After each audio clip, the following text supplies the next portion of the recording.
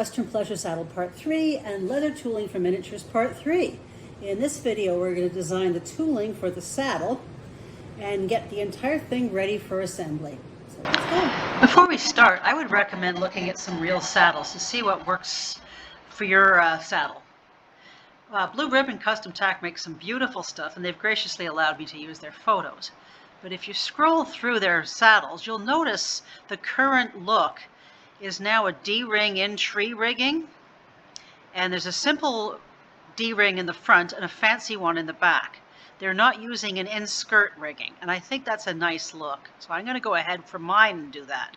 But you would want to scroll down and see the different tooling patterns, the different way they've decorated, and see what you want to use for your saddle. On the Rio Rondo alternate patterns page, you can see the different riggings here. So we have the in-skirt and we have the in tree. And if you can see the saddle accessory sheets, the B is used for the front rigging Ds. I'm going to use that for the back, and I'm going to use a plain D-ring for the front. Another thing is what you want to look at is how the cinch is attached. In the off side, it's strictly buckled on.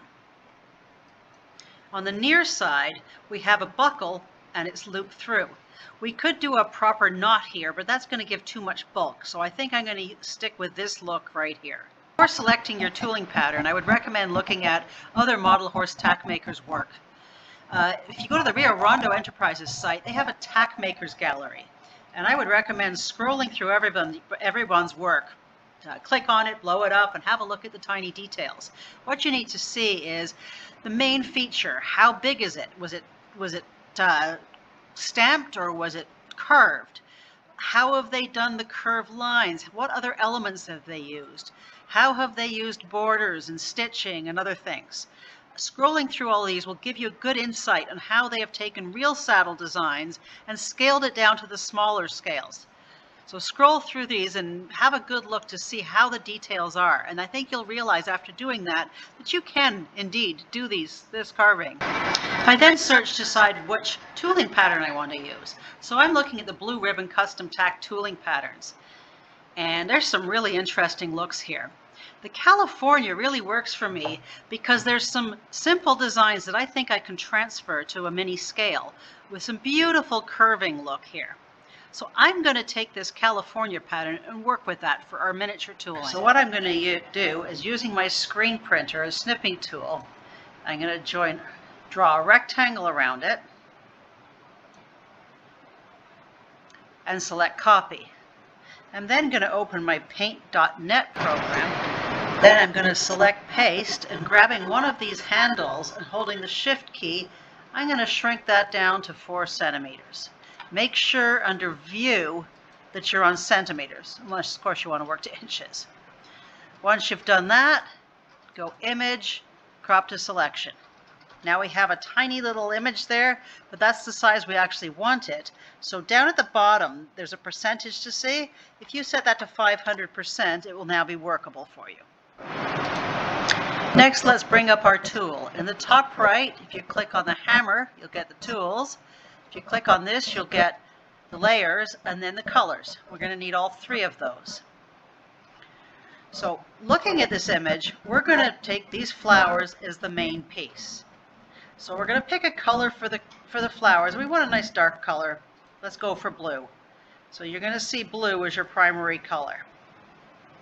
Over here you have your tools. First I'm going to add a layer by in the layers tools, click the one with the green plus. And then I'm going to go into select my lasso tool. With that, I am going to carefully trace around one of these main pieces, in this case a flower. And if you mess it up, just delete it and try it again until you get it where you want it. I'll just do a quick trace here. Once you've traced it, change the tool to the paint bucket, and making sure you have a darker color, not black. Click in the middle, and you now have your first flower. You can click on Finish and Escape so there's no longer the lines going around that. So changing your tools to rectangular select, if you draw a little square around that, then go Control C and Control V, in other words, copy and paste, you can create multiple of these. I'm just copy, paste, or sorry, just paste, and I'm just dragging them into location. You can turn them around if you want to make them a bit different, or the other option is to tracing them all. This will now give you your basics of your larger flowers, or whatever your main print is. Once you're happy with those, change your color, say to black, your main color. Then using the line tool, you can now go in and, and a smaller, 2. You could then create the basic shapes you're going to see. You can choose which ones to trace, which ones not to trace. The whole point here is not overlapping lines and not making so many that you can't actually carve them. So you're going to go through and trace the ones that you want to use. Now I'm going to go do this in good, and I will get back and show you what I've done.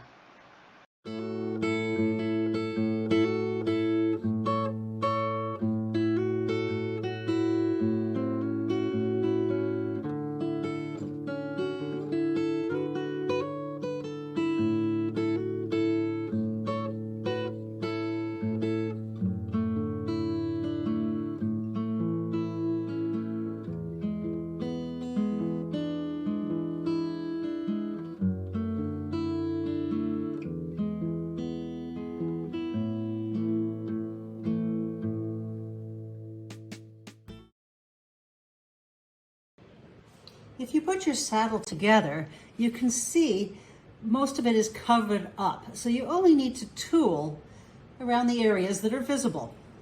You can see in the image I've attached, including the link, where those are. I'm also going to have a look at tooling the cinch and the cantle as well.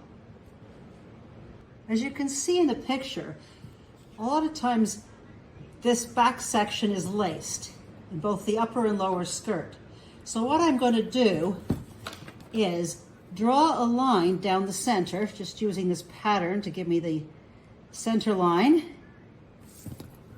I'm going to do this on both. And then I'm going to just take the knife and cut along here. With a swivel knife, I am just giving a light cut along this line, just enough to show the crack. And then what I'm going to do is take a marker and color in that crack. I did this off camera as it's very delicate, but what I did is take a marker and just run it down the inside with that open. And then as you can see, it gives the appearance that it's split. Next, I want to put the holes in the leather so I can put the braid down there. So first, I'm going to dampen the leather, both sides. And then I'm going to use a 0.2 mechanical pencil with no lead, and I'm going to use that to put holes, starting fairly close, and I'm going to put them, all the way along here on both sides, and I'll show you those when I'm done.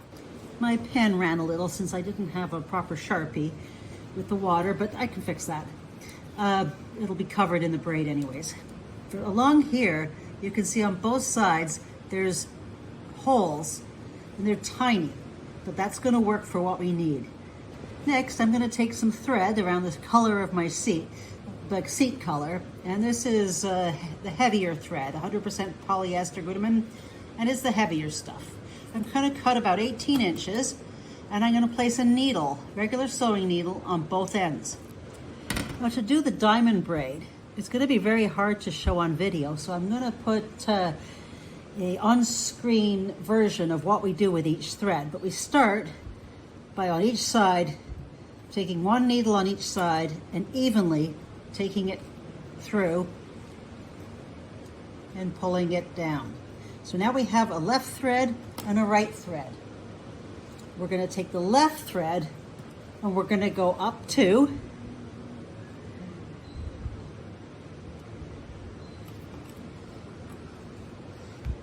Then we're going to go down 3. And you can see how I've numbered them, so that it makes it easier. We're then going to take this left thread again and go up the same hole we started in. That's 2. And now we're going to go down 5.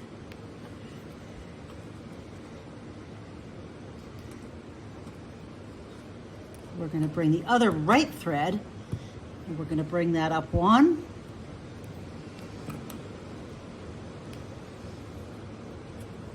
And we're going to go down, and I'm going to put this whole thing, I'm going to show you how it's done, and I'm going to give you the lacing instructions since it's too hard for me to show you directly here. Once I get far enough along, I'm going to keep both threads at the back, tie a knot, and trim it off. Again, I'm not too worried about how it looks here because that's all going to be covered. Make sure that you've pulled the string tight, and that's the look you should have. On the upper skirt, I'm going to do the same thing. First, I fixed my ink problem by wiping that with some water and going it over with a water permanent Sharpie. And now I'm going to put the holes along the side again and stitch it. Before working on the saddle, I transferred my pattern onto some scrap leather, and I practiced doing the pattern different ways. I used the picture of the real pattern to try to get the feel and establish what I was capable of doing with the tools I had and the skill level I have. So now I have an idea of what I want to do. I'm going to start working on my saddle directly. Using a pounce wheel, I'm going to apply the stitching to all the applicable parts of the saddle. On the Blue Ribbon website, all the pictures will show you where the appropriate parts and areas to do the stitching are. Take your time and slowly run up the sides. Try to keep it equal distance from the edge.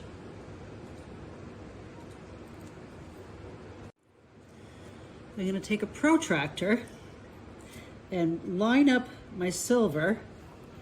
And using the protractor, I'm going to create a border by running the pencil along the edge of the silver, keeping it tight together. The pointed end is going to create a border around the silver. I'm then going to extend the pencil out a bit so it's longer than the point. And I'm going to run that along the outside of each piece where I want the border. We're going to do tooling. Keeping it even, I'm going to create a border around the pieces. And this is going to be the frame for where I'm going to do the tooling.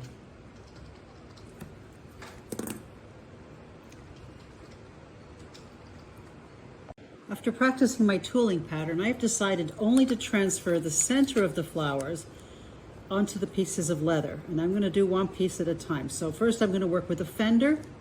I'm going to decide I want a main flower there and one there. And from that, I am going to mark the centers of each of the main flowers. And I'm going to come back later to do the curves. Because the way I figured the tooling during my practice, I feel more comfortable carving the flowers first. Looking at my practice, I felt most comfortable with a 5-pointed flower at this scale. So first I'm going to dampen my leather. With my swivel knife, I'm going to make a flower. I'm going to start using the center. I'm going to keep coming back to the center. I'm going to make a curved line both ways for one petal. I'm going to turn my work and do another one. Turn it again. 2 curved lines. And again. And one more time. That is how I've liked the flowers that I was working on. And from there, I'm going to take my beveler and I'm going to very carefully bevel around that flower. And I'm going to do it to all the flowers that I've marked on this piece.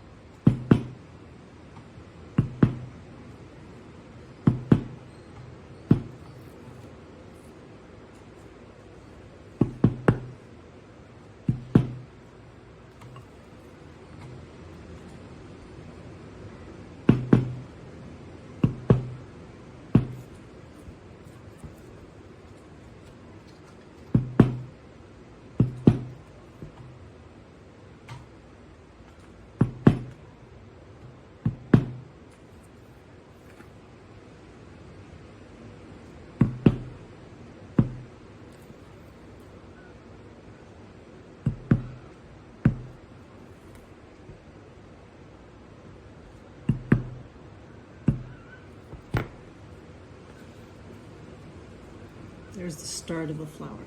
Now that I've got the flowers roughed in, I'm going to take a mechanical pencil and I'm just going to put 3 small dots in the middle of each flower as the center seed, just for a little detail. I'm going to make sure at all times that I keep the leather damp. Once I've finished that, I am then going to look at the pattern, both the one I've written out plus the original. And I'm going to start with my swivel knife and I'm going to do the first set of patterns. I'm going to draw, I'm not going to trace them on, I'm actually just going to do it directly. And I'm going to create that flow with my swivel knife. And I'm slowly going to build up the look that I want based on what I see in the original. Once I get that on, I am going to very carefully, again, when I use the beveler, I tilt it because of the small scale upwards, and I tap just very lightly. And I'm going to work beveling those around, and I'm going to attempt on the very tips to put a little bit of a tip onto the end of each one. And that requires careful work with the end of the knife, plus with the beveler. If you build the piece up slowly as you go and you take photographs of it, you blow the photographs up and you can see where areas you might want to change. But remember, you don't see this huge photographs when people are looking at it. So the distance you're looking at it and the distance a judge would look at it is the best way to see overall. So now I've got the basic curves done. I will now be adding more lines and picking slowly, very carefully to see until I fill out area and it just has the look that I want.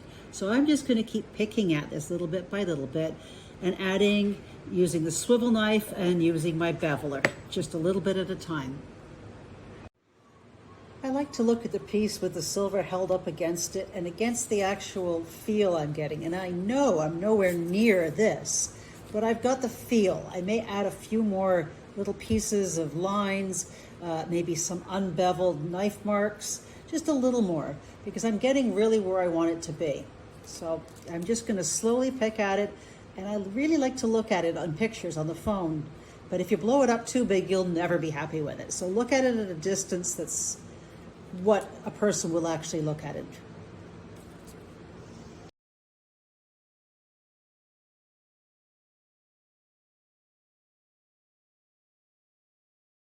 In closing, there's a few more things I want to do before assembly. First thing, I looked at my leather after tooling it and found that one of these panels was a little lighter. So I steeped some tea and just gave a couple of coats of tea over that, and it darkened it just enough so that it's the same color. Next thing I'm going to do is take all my plates and look at them here. If the leather is too big, I'm going to sand it off a little bit and make sure everything's going to look nice and even. I've decided my plates are going to go right to the edge. Next thing I want to do is take the billet strap. I'm starting around 15 millimeters from the bottom, from the tip, I'm going to place holes with my 0.2 pencil, evenly spaced just through the center line. I am then going to take all the pieces and I'm going to go around with my Sharpie around the edges just to make sure everything's smooth. If there's any rough edges, I'm going to finish the edging. I also went on the Rio Rondo site on the alternate pattern page, decided to use Stirrup E, as that was what works with the silver I have chosen for this saddle. So that fits nicely there, so I'm using Stirrup E. So I just pared them down a little. Once everything's done, I am then going to take Super Sheen and a little sponge, and I'm going to give a coat of Super Sheen over each piece, wait for about 15 minutes, and do another coat so that it's ready to go. I am not going to do the cantle because I will probably still tool that. I'm waiting to see what it looks like in assembly.